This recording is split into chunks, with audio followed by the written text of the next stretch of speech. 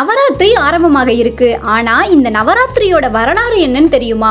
முன்னொரு காலத்துல சும்பன் நிசும்பன்கிற 2 அசுரர்கள் தெய்வங்கள் கிட்ட எல்லாம் வரங்களை பெற்று தன்னை யாராலும் அழிக்க முடியாது அப்படிங்கிற அகந்தையில ஆட்சி பண்ணாங்க. இதனால மக்கள் நிறைய கொடுமைப்படுத்தப்பட்டு ரொம்ப பாதிக்கப்பட்டு கஷ்டத்துல இருந்தாங்க. அதனால தேவர்கள் விஷ்ணு, சிவன், பிரம்மன் மூவரும் ஆலோசிச்சு ஆண்களால வெல்ல முடியாததுனால அன்னை ஆதிசக்தியை வேண்டினாங்க.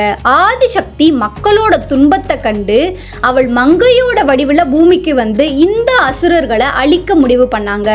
அனைத்து கடவுள்களும் தங்களுடைய சக்திகளை ஆதிசக்திக்கு கொடுத்து சிலையாகி நின்றாங்க. அதை குறிக்கிற வகையில தான் நவராத்திரியில பொம்மை கொலு வைக்கும் பழக்கம் உருவானது.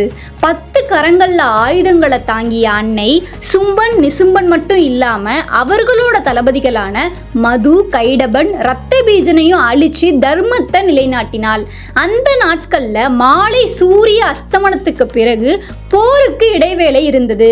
அப்போது அன்னையை போற்றிய ஆடல் பாடல் நிகழ்ச்சிகள் 9 இரவுகள் நடந்தது. அதுவே இன்று நாம் நவராத்திரின்னு கொண்டாடுறோம்.